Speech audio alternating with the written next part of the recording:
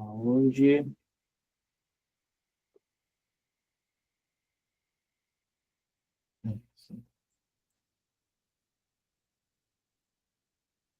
Isso aí.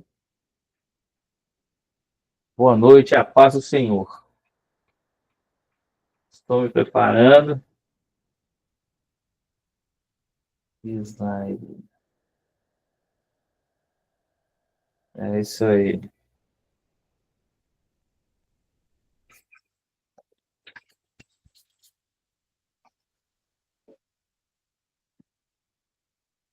Lá vamos nós. Vamos chegando, meu povo lindo de Jesus. Só me organizar aqui.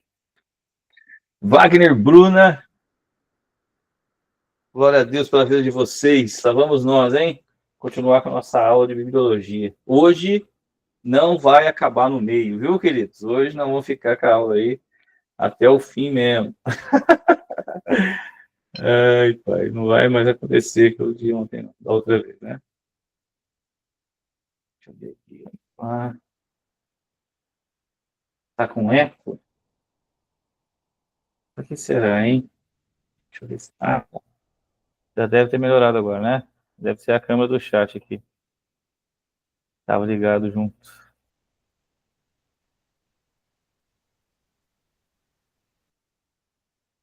Beleza, beleza. Glória a Deus.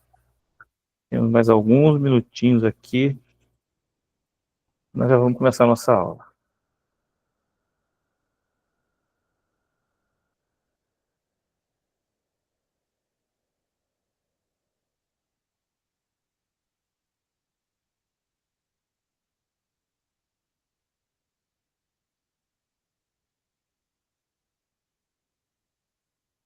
Bora.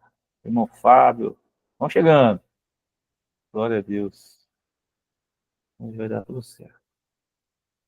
Tá bom. Queridos, olha só. Eu não consigo ouvi-los, tá bom? Por causa do microfone. Então, se precisar falar comigo qualquer coisa, use o chat, tá bom? Para poder se comunicar aí. Vocês podem usar o chat. Aqui. Qualquer coisa eu tô aqui, tá bom? Bom, são 8 horas, eu sou um cara pontual, nós vamos começar nossa aula, né? Vamos fazer uma oração aqui, o Senhor vai abençoar, temos muitas coisas para falar hoje, né? Vamos ver até onde a gente consegue ir na aula de bibliologia hoje e vamos para cima. Pai querido, nós te agradecemos por mais uma vez estarmos aqui nesta aula. É um privilégio, Pai amado, poder aprender a Tua palavra, estudar a Tua palavra, como é bom conhecer a Tua vontade em todas as coisas. Que o Senhor nos abençoe nesta aula, que o Senhor abra nossa mente e coração, para que possamos verdadeiramente compreender, não apenas de modo racional, mas também pelo Espírito, que o Senhor venha nos revelar a Tua vontade, que o Senhor venha nos instruir do Espírito mesmo, Pai amado, para que possamos ser instruídos pelo Espírito de Deus esta noite. Abençoe a minha vida que eu vou ministrar, abençoe cada um daqueles que estão nesta aula presente, que o Senhor possa nos ajudar a compreender tudo aquilo que o Senhor tem para nos ensinar hoje. É o que nós pedimos e agradecemos em nome de Jesus. Amém. Bom, meus queridos, na aula passada, né, nós não conseguimos chegar até aqui, nós viemos aí falando de alguns livros, né, da divisão, na verdade, da palavra. Então, nós falamos da divisão praticamente do Antigo Testamento, né? Nós falamos que é dividido em Pentateuco, livros históricos, né? Dentro dos livros históricos tem teocracia, que é quando Deus governava a nação sobre os juízes, monarquia, sobre Saul e Davi, quando os reis começaram a governar a nação, a divisão do reino, né, e cativeiro, que também foi uma parte importante da história de Israel, a divisão do reino em norte e sul, e os cativeiros, né, e depois os livros também, que são pós-cativeiro, né, tudo isso tem uma sequência cronológica importante para a gente conhecer, se nós queremos, de fato, conhecer a história da palavra e tudo aquilo que o Senhor fez por nós, né. Então, ao pós-cativeiro, nós temos, sobre o Zorobabel, nós temos o livro de Esdras, Neemias, e o conjunto dos profetas aí do seu período. Nos profetas maiores, né, relativo ao período profético que nós temos. Então, quando fala profetas maiores ou menores, não tem nada a ver com a sua grandeza ou a importância de sua mensagem. Todas as mensagens são importantes. tem a ver com o tamanho do livro, tem a ver com o período profético. Então, quando fala em profetas maiores, significa que eles profetizaram por mais tempo, seus livros são maiores, né? Então, é apenas isso. Então, nós temos profetas maiores, são Isaías, Jeremias, Lamentações, Jeremias, Ezequiel e Daniel, e os profetas menores, que profetizaram por menos tempo, e têm livros menores, né? Relativo ao curto período profético. São eles Oséias, Joel, Amós, Obadias, Jonas, Miqueias, Naum, Abacuque, Sofonias, Ageu, Zacarias e Malaquias. E nós temos os livros poéticos, né, que são expressões de adoração, e livros de sabedoria, que nós sabemos, Jó, Salmos, Provérbios, Eclesiastes e Cantares. Nós temos também a divisão do Novo Testamento, que isso aqui não deu tempo de chegar semana passada, já cortou lá no meio, misericórdia, né? Então, o Novo Testamento também é subdividido, né? Nós temos aí os livros do Novo Testamento, e eles se dividem em biografia, né? Que são os 4 evangelhos, Mateus, Marcos, Lucas e João, sendo os 3 primeiros livros, né, evangelhos, chamados sinópticos. Sinópticos porque eles são idênticos, eles contam a história de Jesus, né, testemunham, né, sobre a vida de Jesus. E o livro de João também foi escrito muito depois, né, ele é um pouquinho diferente dos outros evangelhos, mas também conta a história de Jesus, mas não entra nos sinópticos. Sinópticos são só Mateus, Marcos, Lucas e João, são idênticos. Temos o livro histórico. No Novo Testamento, nós temos apenas um livro histórico, né? Apenas o livro de Atos é o livro histórico que registra o início da história da igreja, né? A igreja primitiva. Então, vai registrar ali o início da história da igreja, quando Jesus subiu, ascendeu aos céus, começou os apóstolos, né, a proclamarem a palavra de Deus pelo mundo, e Jesus já tinha ido para o céu. Nós temos as epístolas, que são as cartas, né? Temos do apóstolo Paulo, todas as cartas do apóstolo Paulo, e temos também as cartas, as chamadas epístolas gerais, que são todas as cartas que não são do apóstolo Paulo, né? Hebreus, Tiago, 1º e 2º Pedro, 1º, 2º e 3º João e Judas, e assim vai. E temos o livro profético também no Novo Testamento. Então, a Bíblia, né, ela é subdividida. Quem subdividiu a Bíblia? Foi o sistema, o sistemático, né, a teologia sistemática, que dividiu para que a gente possa entender como é que pode dizer, né? Identificar os tempos, os momentos históricos, para poder a gente se organizar nas nossas ideias de pensamento de como a gente vai começar a estudar a Bíblia, né? Em que parte nós estamos, sobre o que nós estamos falando. Então, essas divisões, elas nos ajudam a entender racionalmente a cronologia da Bíblia, né? Por exemplo, agora eu sei que estou lendo Josué. Josué é um livro histórico, então vai ser um livro histórico. Quando eu vou pegar Isaías, eu sei que estou lendo um livro profético. Apesar de ter história no livro de Isaías, mas eu sei que é um livro profético, e eu vou vê-lo como um livro profético. E assim vai ser mais fácil compreender os momentos, tá bom? Então, esses são as divisões. Eu coloquei um quadrinho aí no nosso PDF, que é para ficar mais fácil, aí está subdividido direitinho, tá vendo? O Pentateuco, os 5 livros, os 12 livros, que são os livros históricos, depois tem os livros proféticos, 5 livros, os profetas maiores e menores, todos divididos aí nesse quadrinho para você ver. Se você não conseguiu o PDF, depois eu passo novamente, tá bom? A mesma coisa tem aqui os livros, a divisão ou subdivisão, né, dos livros do Novo Testamento, tá vendo? Ó, os 4 evangelhos, o livro histórico do apóstolo Paulo, de Lucas, quer dizer, né, que foi Lucas que escreveu Atos, que é o Atos, que é a história da igreja, o começo da história da igreja, as cartas paulinas, as cartas gerais e o livro profético do Novo Testamento, tá bom? Então, essa é a subdivisão da Bíblia que eles fizeram, né, para facilitar o nosso entendimento, a gente se situar, o que a gente está lendo, sobre o que a gente está lendo, em que momento a gente está lendo, e tudo isso é muito importante, tá bom? Então, é muito importante a gente saber em que parte, o que nós estamos fazendo, o que nós estamos lendo, tá bom? Bom, hoje nós vamos começar na parte da inspiração divina da Bíblia, nós temos que falar sobre isso. Existem muitas doutrinas sobre isso, existem várias especulações, né?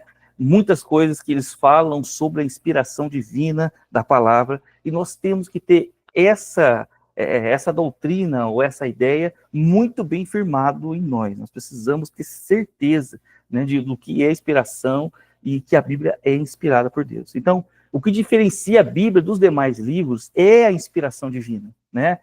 devido à inspiração divina, que ela é chamada Palavra de Deus. Então, é o que difere, é a diferença de pegar um livro qualquer para a Bíblia. Então, esse assunto da inspiração divina é tudo para aqueles que creem na Palavra de Deus como sendo a Palavra de Deus, tá bom? Inspiração divina, quando a gente fala o que é inspiração divina, né?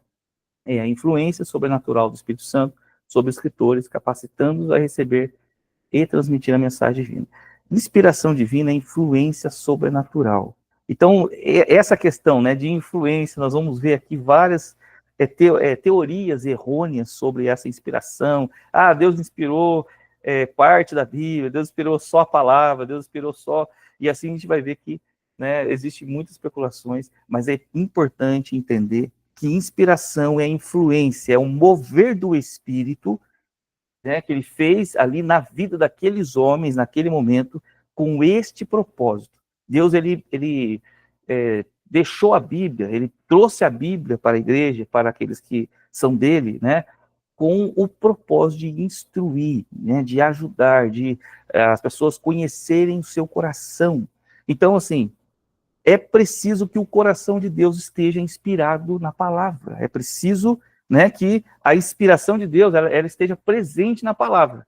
Então, não só presente, mas seja a completa inspiração de Deus. Então, quando fala a influência, a inspiração divina, não é Deus tomando o homem e escrevendo no lugar dele, não é Deus ditando para o homem palavra por palavra que ele vai falando. É a inspiração, é a presença de Deus que veio naquele homem, naquele momento, para este momento específico, né? Quando Paulo estava escrevendo a carta, por exemplo, aos Coríntios, ele acreditava que estava escrevendo uma carta aos Coríntios, né? E ali instruindo a igreja de Corinto e fazendo toda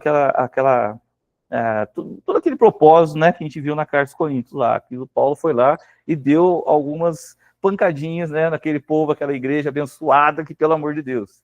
Só que Paulo estava lá escrevendo aquela carta, imaginando que estava instruindo, falando, cuidando da igreja. Mas naquele momento ele estava, na verdade, tomado pelo Espírito, né, que o inspirava, né, que inspirava como ele escreveu, o que ele ia escrever, e ali ele escreveu a carta segundo o coração de Deus, não só para a igreja de Corinto, mas para todas as gerações futuras que haveriam de adorar a Deus, buscar a presença e conhecer a sua palavra, tá bom? Então, é um momento importante ali do que aconteceu, e isso foi inspirado. Deus veio no Espírito, né, veio sobre Paulo e o inspirou a escrever aquela carta e todas as outras, assim como todos os profetas, como todos os livros históricos, né?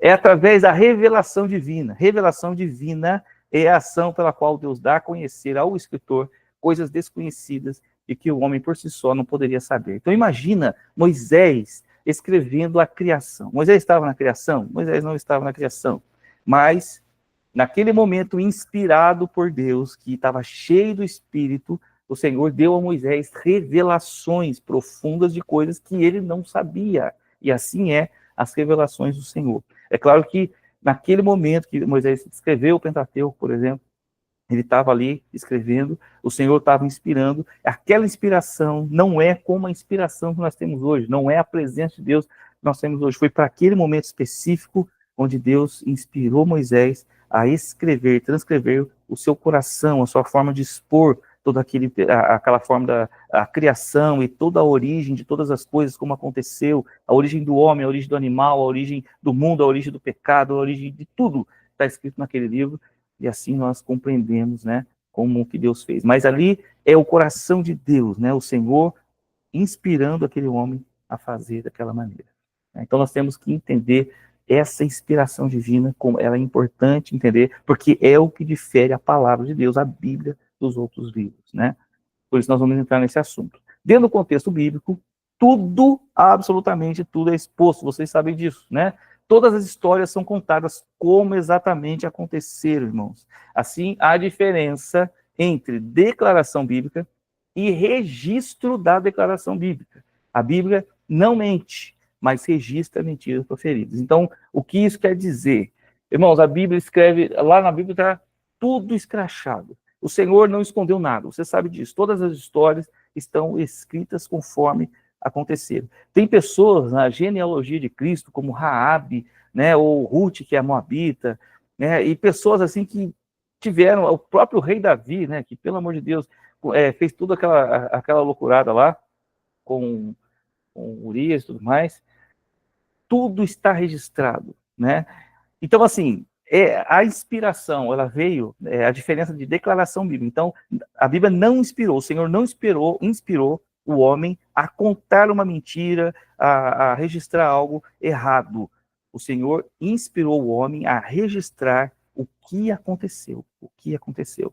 Então, ali, a inspiração é diferente. Quando a gente vê um texto bíblico, né, acho que alguém mentiu no meio da história, como, por exemplo, Abraão mentiu lá para Abimeleque, dizendo que Sara era sua, não é bem uma mentira, mas é uma mentira, né? Que Sara era sua irmã. Então ali não estava sendo inspirado por Deus aquele escritor contar a mentira de Abraão, né? Contar a mentira, mas sim declarar, registrar como Abraão mentiu naquele momento e as consequências do que aconteceu e tudo mais. Então, é diferente, né? Quando nós pegamos a palavra, nós temos que entender. Porque nós vemos a Bíblia, né? É um livro sagrado, um livro de Deus, e vai conter mentiras na palavra? Não, não é mentira, é o registro da mentira, que é completamente diferente, né? E assim a gente vai compreendendo que a Bíblia é a palavra de Deus, inspirada por Deus, completamente, né? Nesse caso, não foi a mentira que foi inspirada, e sim o registro da mentira, né? Então, muitas coisas tem na Bíblia, e muitas coisas também não tem na Bíblia, né? Então, a gente tem esse problema teológico. O Senhor não declarou tudo, o Senhor não revelou absolutamente tudo. Há coisas na Bíblia que não estão reveladas. Então, essas coisas que não são reveladas não são para o homem.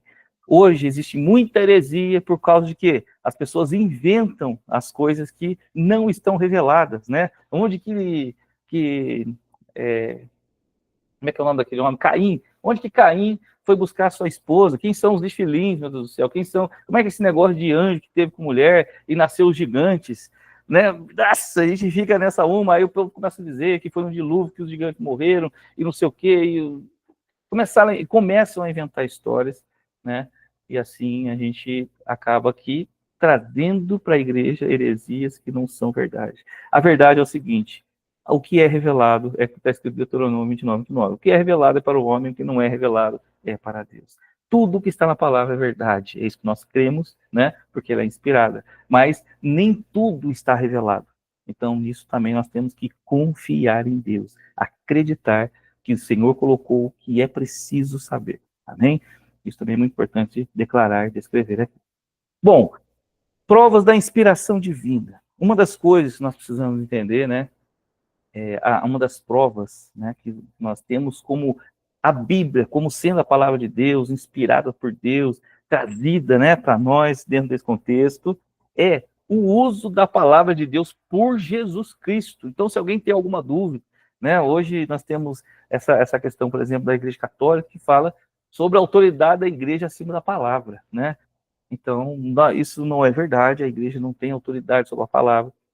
E a gente entende, né, a palavra como sendo verdade, como sendo algo verdadeiro, também porque Jesus fez uso da palavra nos seus ensinos, nas suas ministrações, ok? Aqui em Lucas, ele leu a palavra lá na sinagoga, né? Jesus pegou a palavra e leu o livro de Isaías ali, que estava falando uma profecia sobre ele mesmo, né? Então o Senhor pegou ali a Bíblia, leu e colocava isso como sendo a palavra de Deus. Ele realmente, né, ele foi lá e tomou a Bíblia como sendo a palavra de Deus. Então isso já é uma prova sobre a inspiração, a palavra e a seriedade desse livro. Ele ensinou também em Lucas 24:27, eu vou até ler aqui. Esse texto está tudo junto mesmo. 24:27, que diz assim: E começando por Moisés e por todos os profetas, explicava-lhes o que deles se achava em todas as escrituras. Então, o Senhor explicando a lei de Moisés, falando, ensinando, né? Então, ali, por Jesus estar usando a palavra para ensinar, é uma prova de que a palavra é verdadeiramente algo do céu, algo de Deus. Chamou de palavra de Deus, está escrito em Marcos 7:13. Cumpriu tudo que está escrito na palavra também, né? Todas as profecias sobre ele. O Senhor cumpriu exatamente cada profecia. Todas as profecias descritas sobre Jesus foram cumpridas, todas. Tanto que quando ele morreu na cruz do Calvário, ele disse, está consumado, né? Está consumado o quê? Ele cumpriu tudo que estava escrito, tudo que foi revelado, tudo que foi profetizado sobre ele, né? Então, isso são provas.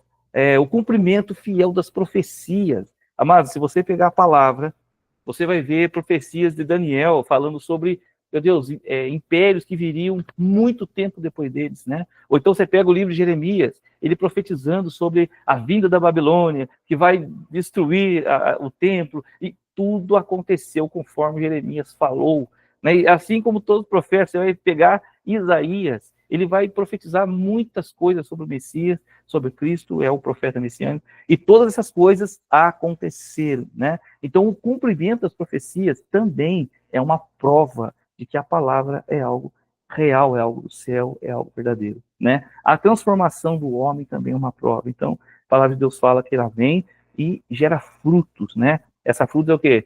Paz, longanimidade, amor, temperança, tudo isso são os frutos do Espírito e também vem pelo ensino da palavra. A imparcialidade da Bíblia, que é o Senhor não esconde nada. Davi é descrito como um homem segundo o coração de Deus, mas tudo o que Davi fez de errado também está registrado na palavra. Não tem imparcialidade, Deus não tem preferidinho, não. O Senhor ele fala tudo, né, e rasga tudo mesmo. A Bíblia é sempre inesgotável, ou seja, não importa quantas vezes você lê essa palavra, sempre vai ter algo a te ensinar, sempre vai ter algo a ser revelado. Por quê? Porque é a revelação. O Senhor ele vem e traz a revelação a partir do texto que você está lendo, a partir da história. Você compreendeu a história, então ali vai ter alguma revelação sempre. E quando você for ler de novo, outra revelação e outra revelação. Isso tem a ver, é claro, com a nossa vida cotidiana, Deus nos ensina a caminhar sobre essa terra em obediência. Mas também tem a ver com o futuro preparado por Ele, né? Que a gente vai viver no reino do céu e tudo mais. O Senhor ele tem muita revelação e Ele sempre está trazendo revelação através dessa palavra. Não existe. Você pega um livro qualquer, você às vezes passa despercebido uma coisa, aí quando você lê de novo, você, eu não tinha percebido isso, né? Mas um livro tem um ensino que você vai receber o ensino e acabou. A palavra não, ela é inesgotável. Ela te dá uma coisa hoje, outra coisa amanhã, outra coisa amanhã, e assim o Senhor fala com você através da Bíblia, tá bom? Então é um livro inspirado por Deus para nos ajudar a caminhar e a compreender a vontade de Deus para todas as coisas. Peraí. Show de bola. Tá certo? Bom, seguindo, vamos falar agora sobre essas teorias, né? Teorias corretas e incorretas da inspiração das Escrituras. Então, como eu disse, existem várias teorias sobre a inspiração de Deus. Então, nós temos primeiro, né? Teoria da inspiração natural humana. Isso aí é teologia sistemática. Existem pessoas que acreditam dessa maneira. Essa teoria ensina que a Bíblia foi escrita por homens dotados de gênio e força intelectual especiais. Ou seja, essa teoria acredita que o Senhor tornou especial, ou deu uma inteligência especial ao homem que estava escrevendo a palavra. Então, o homem estava escrevendo o seu entendimento e conhecimento, né, baseado no seu conhecimento e ciência, ele foi transformado por Deus nesse homem, esse super-homem, né, que sabe todas as coisas e o Senhor revelou todas as coisas para ele, e ele se tornou, então ele estava escrevendo a sua sabedoria. É claro que isso é uma teoria incorreta. O homem que escreveu a Bíblia era um homem natural, cheio de falhas e erros e tudo mais. Não conhecia todas as coisas, era preciso que essas coisas fossem reveladas para ele, né? O homem, por mais inteligente que fosse, como que ele saberia o futuro? O futuro. Os profetas sabiam o futuro como? Né? Os profetas sabiam o futuro porque eram revelados. Então, é uma frase, né, um entendimento completamente errado da inspiração das Escrituras. Também tem a teoria da inspiração divina comum. Ensina que a inspiração dos escritores é a mesma que hoje nos vem quando oramos, pregamos, cantamos ou ensinamos.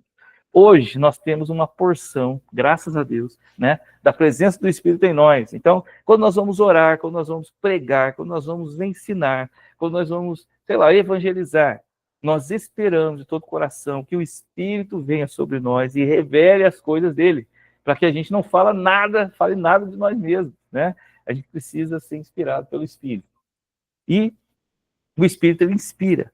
Só que nessa questão, quando escreveu as Escrituras, quando os homens foram, né, colocar a palavra de Deus escrita, não é a mesma unção que nós temos hoje. O Espírito, ele veio com uma porção maior de inspiração, né? O Espírito estava conduzindo aqueles homens dentro desse ensino, né?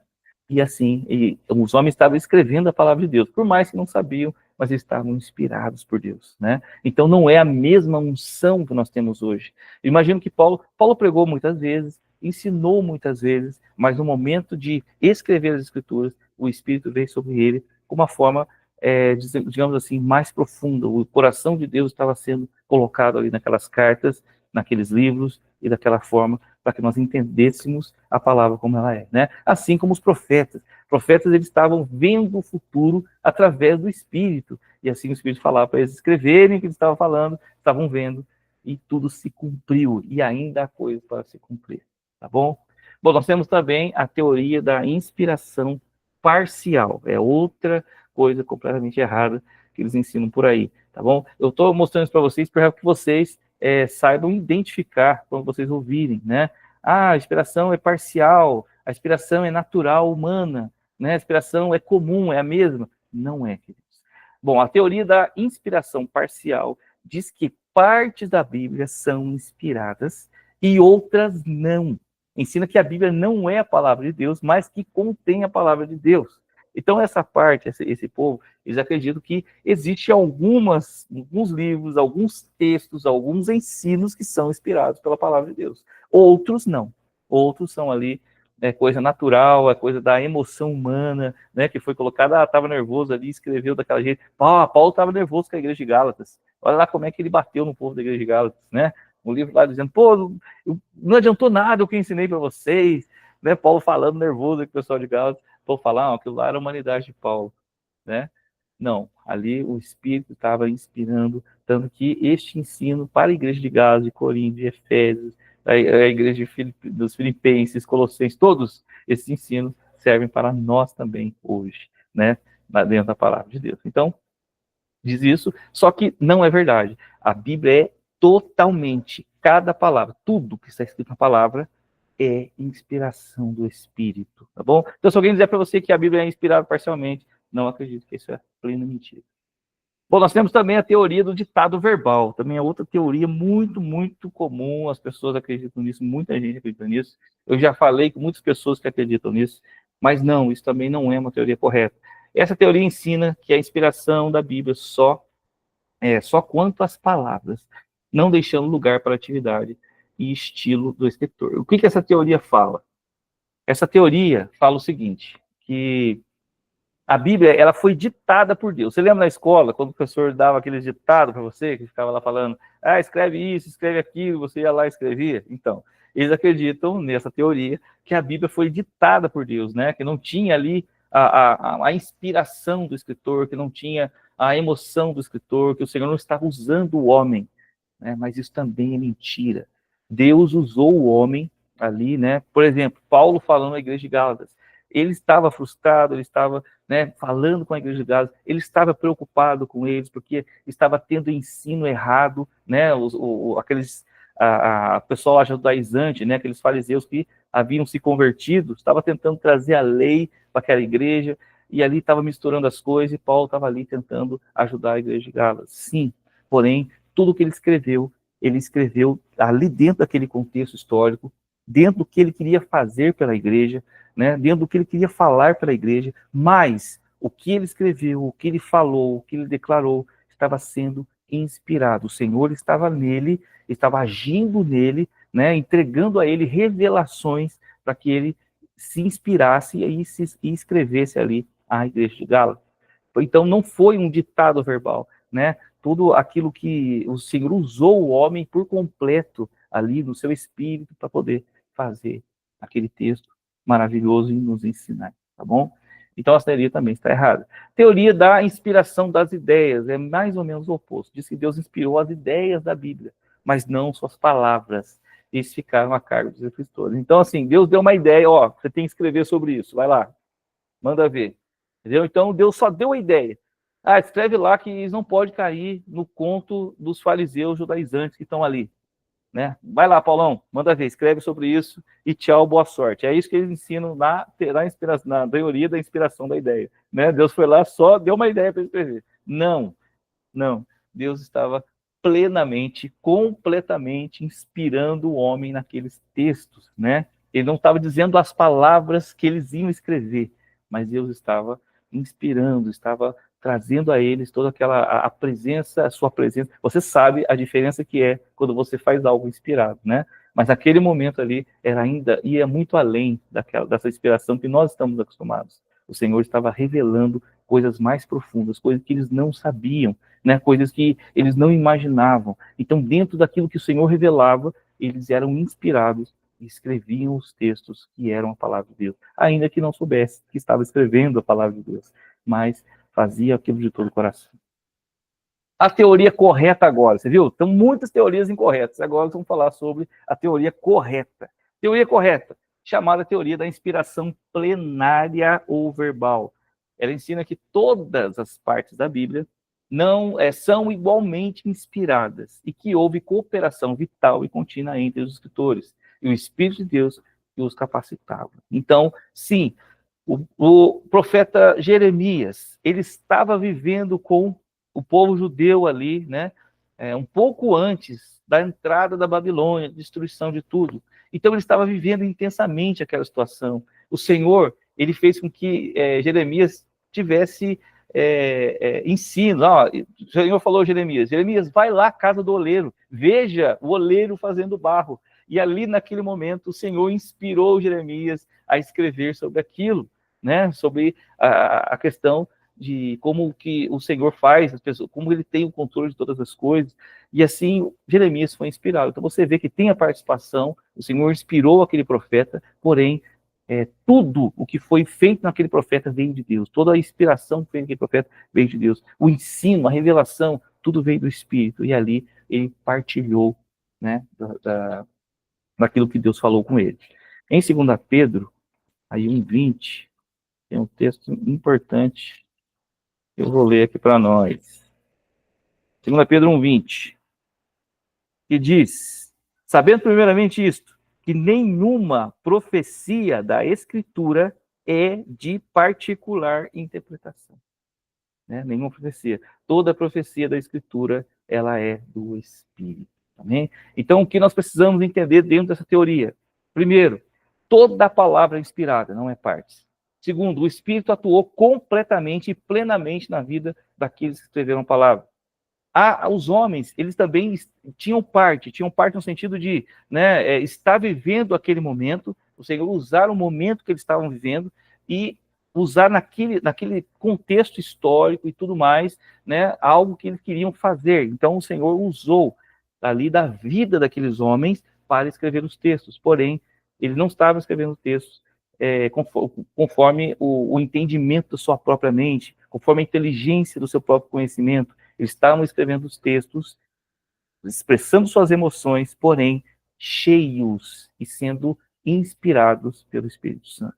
Ok? Então, o que nós temos que entender? A palavra é plenamente inspiração de Deus, revelação de Deus por completo.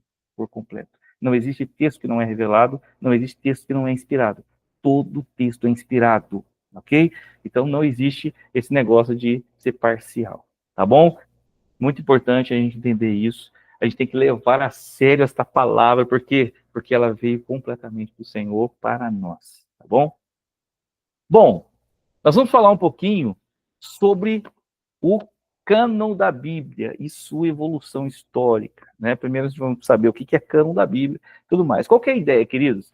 Eu gostaria antes, né, antes de entrar na palavra, que vocês conhecessem a palavra em si, né, a história, como que foi escrita, que os profetas e os homens eram homens comuns, porém inspirados, né? Como que este livro foi parar na nossa mão, como que o Senhor fez durante a história para que esse livro parasse nas nossas mãos, né? E assim falasse conosco. Não é um livro comum, passou por muitas coisas na história, né? É um livro que veio diretamente do céu e por isso enfrentou muitos problemas. Mas quem trouxe esse livro para nós, até as nossas mãos, foi Deus. né? Cada vez mais, quanto mais a gente vê, quanto mais a gente lê, quanto mais a gente compreende, ou a gente vê a história, ou a gente vê a própria palavra, a gente vê que Deus orquestrou tudo para que este livro chegasse à nossa mão. Ele inspirou, ele fez com que as coisas se conectassem uma com as outras, né? Homens escreveram de tudo quanto é lugares e épocas e tempos e momentos, e mesmo assim a palavra é perfeitamente conectada entre si,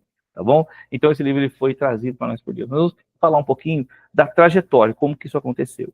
Então, cânon é a coleção completa dos livros divinamente inspirados, constituindo a Bíblia, né? Isso é uma explicação da própria igreja. Outra coisa importante para a gente entender, antes de entrar nesses conceitos, né? Antigamente, a igreja católica não é a igreja católica romana que nós temos hoje, tá bom? A igreja católica era a igreja universal. Todas as igrejas que existiam estavam conectadas e unidas. Por exemplo, os pais da igreja, né? A gente não entende, os pais da igreja, coisa católica, Tertuliano, né? O Agostinho, qualquer um desses homens que a gente entende, né? A gente entende, isso aí são católicos, né? Então são chamados a São Jerônimo, são chamados assim. Mas, na verdade, na época desses homens, o pai da igreja era uma igreja só. Então eles se comunicavam, eles se entendiam, né? Eles usavam os mesmos rolos, os mesmos livros, um ajudava o outro, né? Um vigiava o outro. Então, por exemplo, a igreja que estava em Catargo lá, fizesse alguma coisa errada, ia prejudicar a igreja que estava em Alexandria. Por quê? Era uma igreja só. Então eles tinham que estar sempre em comunhão, estar sempre entendendo ou sabendo o que o outro está pregando, o que o outro está falando, porque foi um tempo de intensa perseguição, tanto interna quanto externa, né, ali na igreja, e esses homens precisavam estar unidos. Então, quando a gente falar, toda vez que a igreja católica, ou a igreja da época, ou falar sobre qualquer um dos pais da igreja, né, qualquer um deles, não entenda como a igreja apostólica, católica apostólica romana, que é uma religião hoje em dia diferente, tá bom? Entenda como a igreja universal daqueles tempos. Então, cânon é a coleção completa dos livros divinamente inspirados, constituindo a Bíblia. Quem colocou ali no cânon, né? Quem decidiu o que é inspirado e o que não é inspirado, não é? Então, nós temos o cânon do Antigo Testamento, que veio de uma forma, e um cânon do Novo Testamento, que foi decidido, sim, pela Igreja Católica daquela época, que era a única igreja que existia, a Igreja Universal, tá bom? Cânon é a palavra grega que significa vara reta de medir.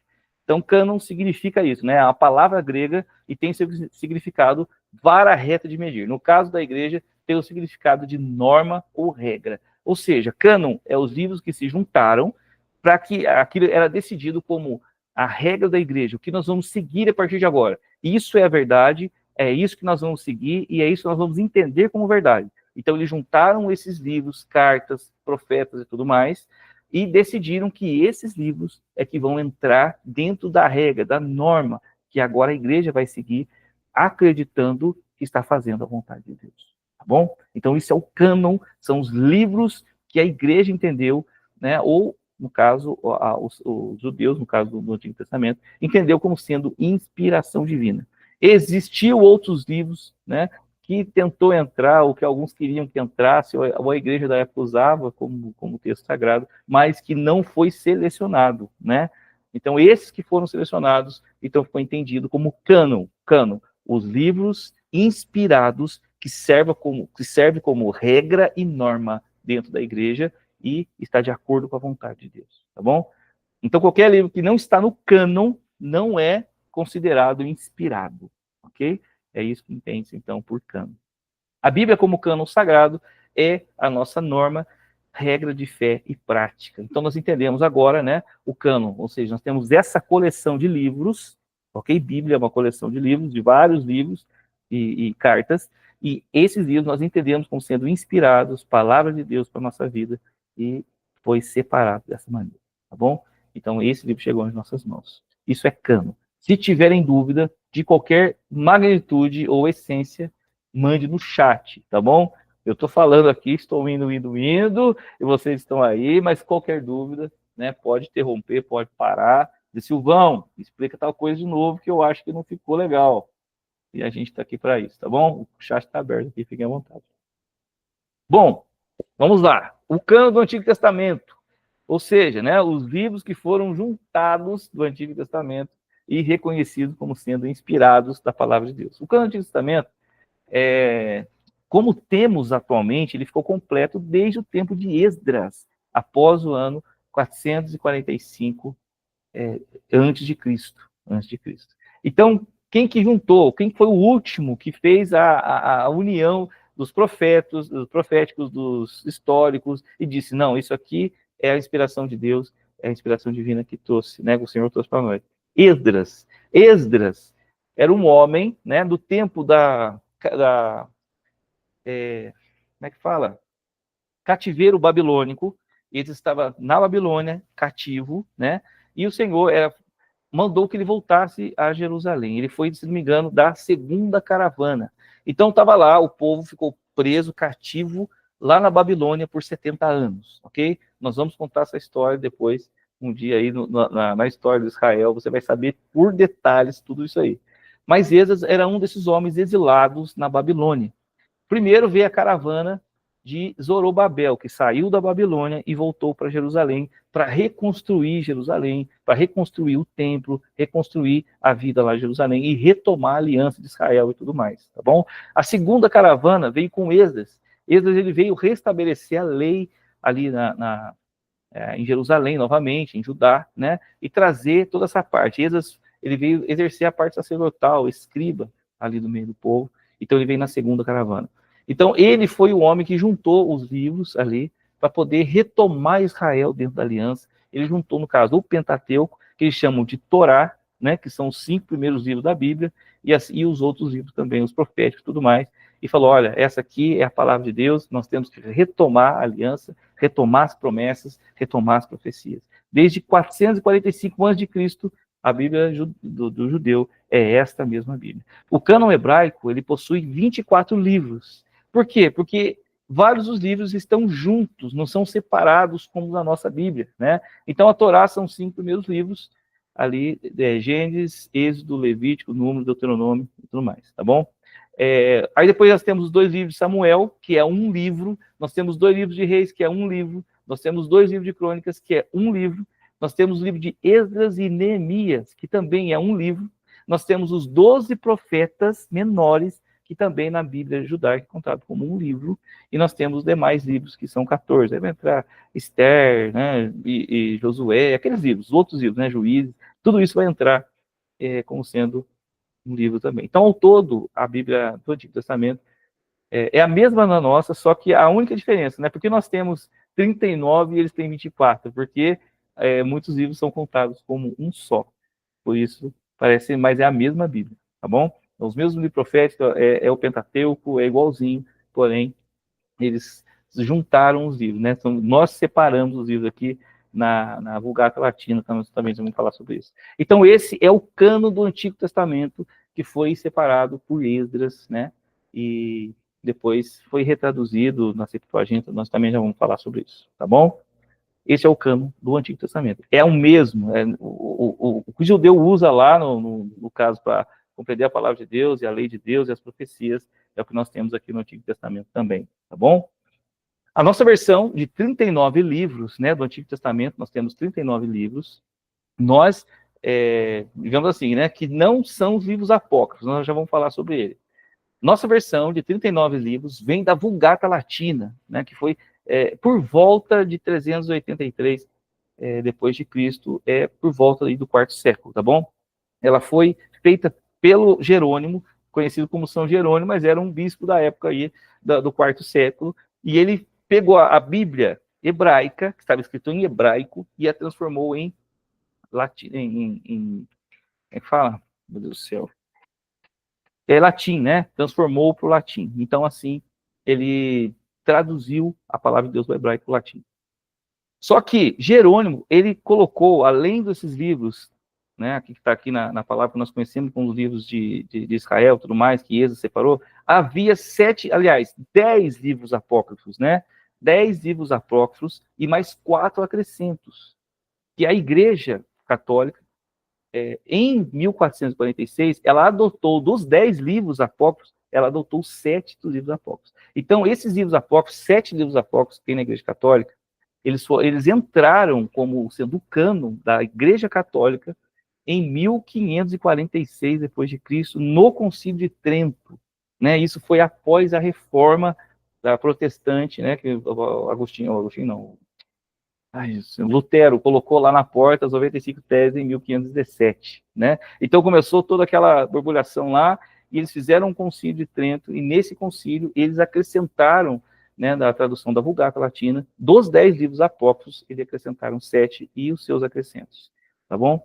Então, torna a Vulgata Latina a tradução oficial da Bíblia, contendo todos os livros e acrescentos. Então, a partir de 1546, os 72, né, 72, 73 livros da Igreja Católica passaram a ser diferentes da Igreja Protestante. Por quê? Nós não entendemos os livros apócrifos como sendo inspiração.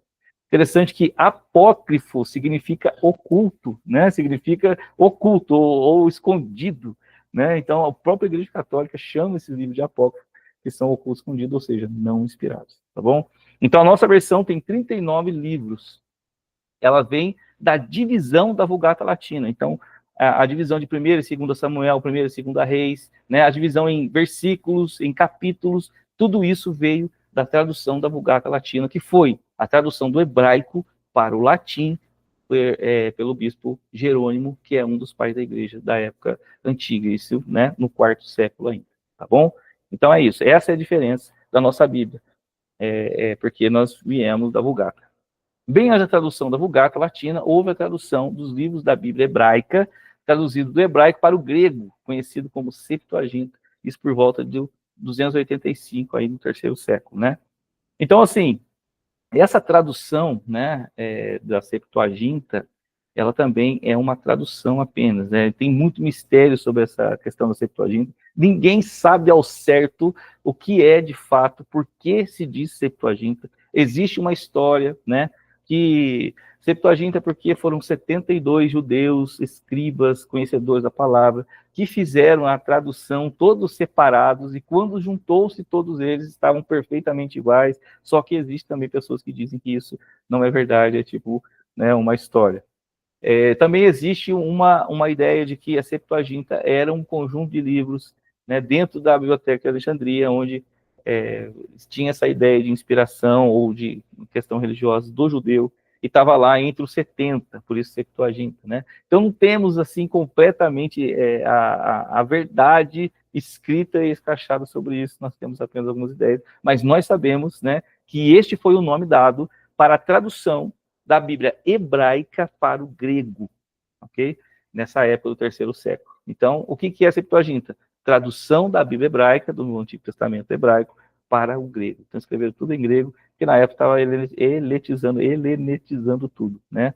Tudo estava virando grego, então traduziram também a Bíblia, para que os judeus ali da época entendessem melhor ali os textos bíblicos. Silvia, é verdade que Jesus, quando leu a profecia que estava cumprindo nele, era uma Bíblia traduzida, ou seja, Septuaginta? Olha, pode ser, provavelmente era, tá bom? Provavelmente era, sim. Mas, na verdade, assim, nas sinagogas, alguns judeus, eles entendiam que a língua hebraica é algo de Deus, é algo que algo, não é religioso, é algo sagrado, ok? Então, a Bíblia hebraica é algo sagrado. Alguns dos filósofos judeus, alguns dos sábios judeus, escribas, entendiam o hebraico como sendo uma língua sagrada. Então, muitos, na verdade, estudiosos e líderes religiosos da época, não concordaram com essa tradução, eles estavam achando que aquilo era um sacrilégio completo, tá bom? Sacrilégio completo, aquilo não podia, estavam trazendo maldição, porque estavam traduzindo a Bíblia hebraica, que é o hebraico, uma língua, né, abençoada, uma língua perfeita, uma língua de Deus, para o grego, que era uma língua pagã, né? Então, assim, isso pode ter sido, porque essa tradução, ela acabou rodando, porque era mais fácil as pessoas entenderem, né? Muitos ali nasceram naquele contexto e viveram aquele contexto. A língua grega estava sendo falada como, né, falado no mundo inteiro, então poderia ser uma Bíblia traduzida para a Septuaginta. Mas como era sinagoga, Pode ser que seja uma Bíblia hebraica. Eu sei que eu não respondi a sua pergunta, irmão. Pode ser uma Bíblia hebraica, né? Por causa dessa questão do que eles acreditavam, que a língua hebraica era uma língua diferente, era uma língua abençoada, era uma língua sagrada, né? Então, muitos dos líderes da sinagoga não deixavam a Bíblia traduzida em grego entrar, mas outros já eram mais liberais, né? E existe uma história aí que eram mais liberais. Eu acredito profundamente, né? E o que Jesus leu lá na sinagoga era uma Bíblia hebraica mesmo, tá bom? Mas isso aí também era o texto lá de Isaías, né? Glória a Deus, o texto de Isaías. Bom, eu espero que tenha respondido a sua pergunta de alguma maneira. O cânon do Antigo Testamento foi formado num espaço de 1046 anos, né? De Moisés até Esdras. 1046 anos. Então, Moisés escreveu os primeiros livros, Gênesis, né? Apocalipse, que isso? Meu Deus do céu, que isso? Eu estou ficando maluco. Gênesis, Êxodo, Levítico e tudo mais, né? E Esdras escreveu os últimos, né? E juntou ali os últimos. Então, o último, se vou pegar a Bíblia hebraica, os últimos livros da Bíblia hebraica são Esdras, né? Crônicas, na verdade. Crônicas, porque Crônicas Esdras que fez, escreveu, que juntou a história e fez Crônicas. Então, na Bíblia hebraica, o último livro é Crônicas, tá bom? A tradução diz que foi Esdras que reuniu os rolos, fixando assim o cânon do Antigo Testamento desde 400 e pouco antes de Cristo. Tá bom? Então, esse é o cânon da versão do Antigo Testamento. É o mesmo. O que Esdras juntou como cânon, reconhecendo como inspiração divina, como regra, como norma a ser seguida, né? A mesma que Esdras juntou é o que nós temos aqui e é o que o hebreu usa. Tá bom?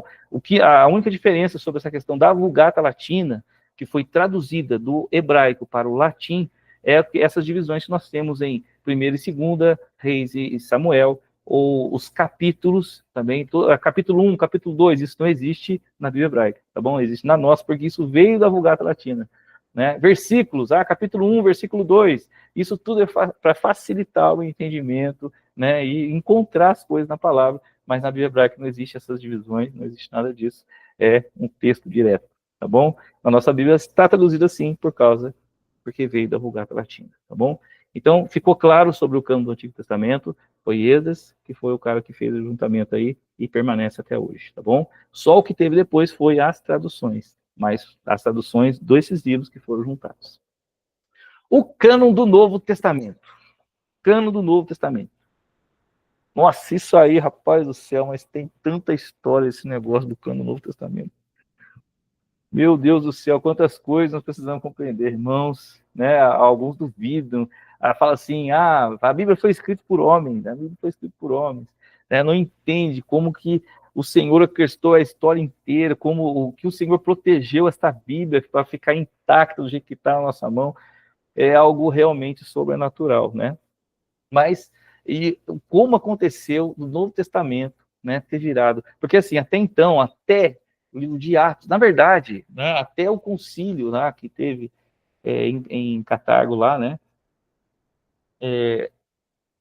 eles usavam, a palavra de Deus, era só o Antigo Testamento.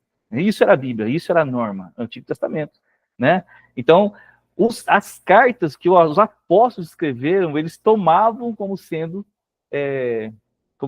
a Bíblia, como sendo norma, mas não era aquele negócio garantido, não era, né, negócio realmente já reconhecido como sendo palavra ou cânon. Então, vamos supor, vou pegar a carta que Paulo mandou aos Coríntios e vou ler na minha igreja e vou colocar aquilo como ensino, mas aquilo não é declarado Bíblia, como cânon, né? Cânon era o quê? O Antigo Testamento, né? Só que as igrejas começaram a usar essas cartas. Eu vou ver a bibliografia de Cristo conforme Mateus. Então, uma igreja que usava, outra igreja usava, outra igreja usava, outra igreja usava, foram feitas milhões de cópias daquela carta de Mateus, a carta não, né? Do Evangelho de Mateus, bibliografia de Mateus, sobre Jesus, e foram espalhadas. Então a igreja olhava aquilo e falava, nossa, isso aqui é muito bom, dá para ensinar, dá para aprender, glória a Deus, e tirava cópias e passava para as outras igrejas, e as outras igrejas iam tomando e ensinando ali também, segundo aquele livro, né?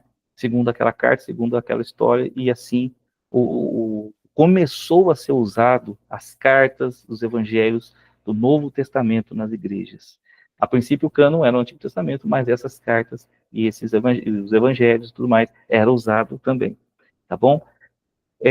Bom, o período de formação do cânon do Novo Testamento foi cerca de 100 anos. Isto é, no ano 100 depois de Cristo, todos os livros do Novo Testamento que nós temos aqui na nossa mão já estavam escritos. Nenhum livro foi escrito após esse tempo. Por quê? O último apóstolo morreu em 90 e tantos depois de Cristo, né? Que foi o apóstolo João. O que demorou foi o reconhecimento canônico do mesmo. Ou seja, né?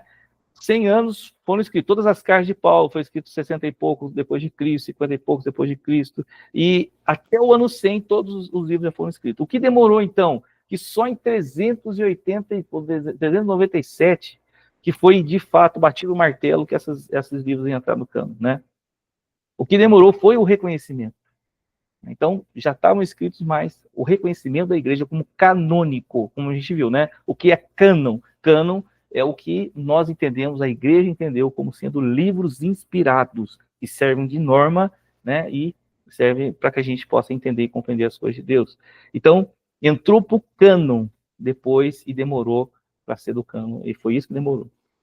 Principalmente nos 4 primeiros séculos da igreja, houveram muitas heresias, meus amigos, sendo publicadas, e havia mesmo, né? Já estou quase precisando acabar a aula aqui.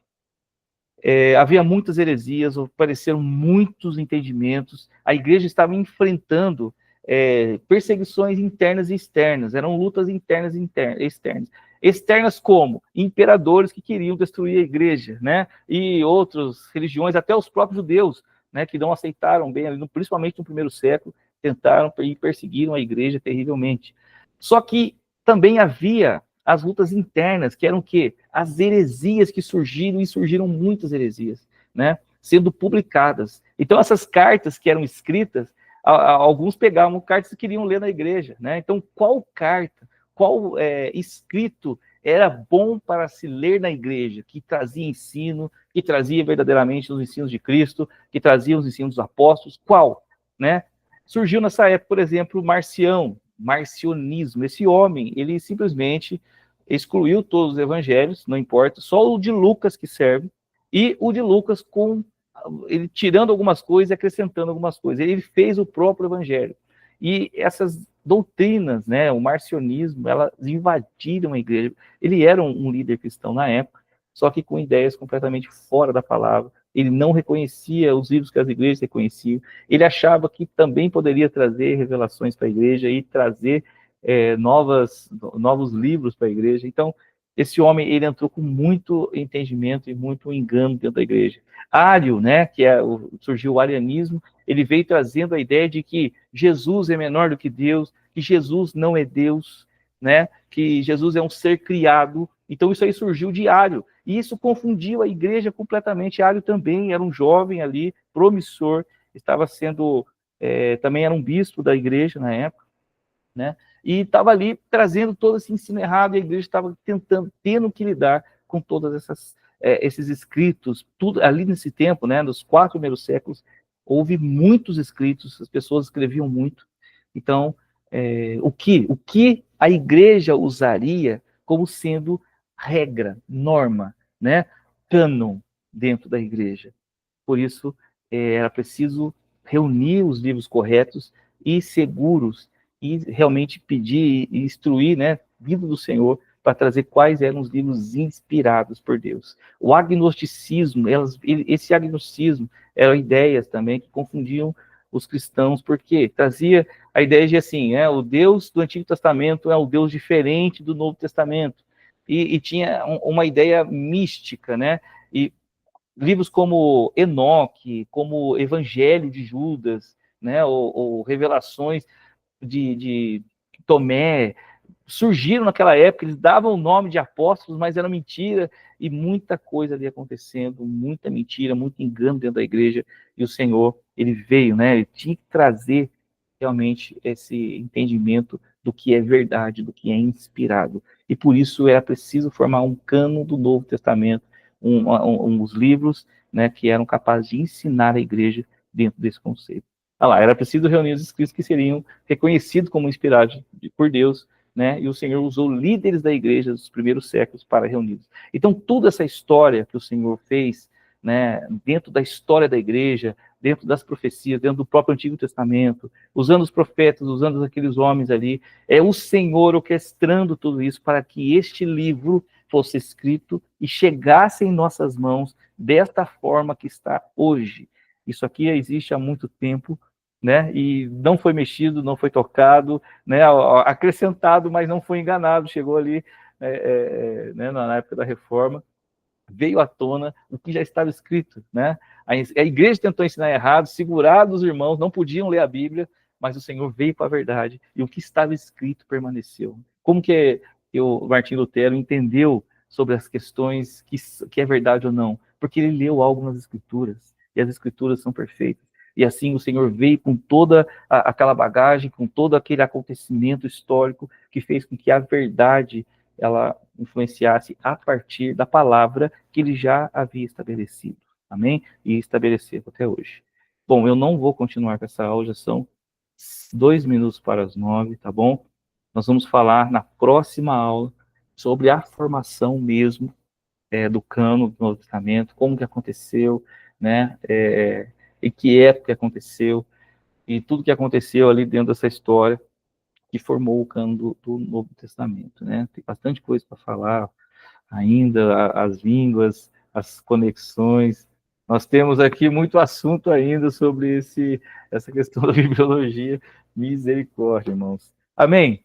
Bom, são 9 horas da noite, eu não vou seguir, vou parar por aqui, tá bom? Para a gente não... eu sei que deve ter sido aí bastante informação, pelo amor de Deus, eu tento, assim, né, vamos dizer assim, né, dar uma aliviada, né, a gente dá uma maciada, pelo amor de Deus, vou trazer informação demais, o povo vai ferver. Não, então, assim, dentro uma coisa mais simples, né, para a gente entender como é que foi a história e como é que surgiu tudo isso aqui, tá bom? A gente vai encerrar por aqui hoje, a semana que vem a gente continua, tá bom? E glória a Deus pela vida de vocês aí que estão presentes na aula. É uma honra para mim, uma bênção, tá bom? Esta aula aqui está sendo gravada, então eu vou disponibilizar ela lá no canal lá, se você quiser assistir de novo, ou para quem não conseguiu assistir a aula hoje, também ter acesso à aula. Todos vocês que assistiram a aula hoje terão presença na aula hoje, tá bom? Será marcada a presença de vocês, porque vai ser daquele esquema, a gente vai fazer formatura e tudo mais, você vai receber o seu diploma, né? E o curso segue, tem muita coisa aí para a gente falar, tá bom? Vamos fazer uma oração aqui, encerrar essa aula de hoje. Pai querido, nós te agradecemos muito, muito obrigado por mais esse tempo na tua presença. Que o Senhor possa nos ajudar, Senhor, cada vez mais a compreender, a entender a profundidade de tudo aquilo que o Senhor tem nos deixado. De quão é importante a gente realmente tomar essa palavra e entender como sendo inspiração do Senhor, como sendo algo, um presente do céu enviado para nós, para que possamos entender com profundidade tudo aquilo que o Senhor tem nos dado.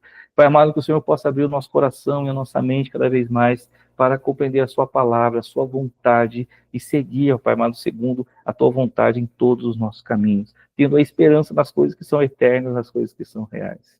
Nós te agradecemos por esta noite, em nome de Jesus. Amém. Glória a Deus. Amém, meus amados. Deus abençoe a todos aí. Ô, meu Pai do céu. Estaremos de volta na próxima. Olha a galera aí, ó. O Jean já deve ter tirado a foto. Amém. Carmen, Wagner, Bruna, Claudinha tá aí, Fábio também. Obrigado, irmão. Deus abençoe, viu? Nós estamos juntos. Para a gravação aqui.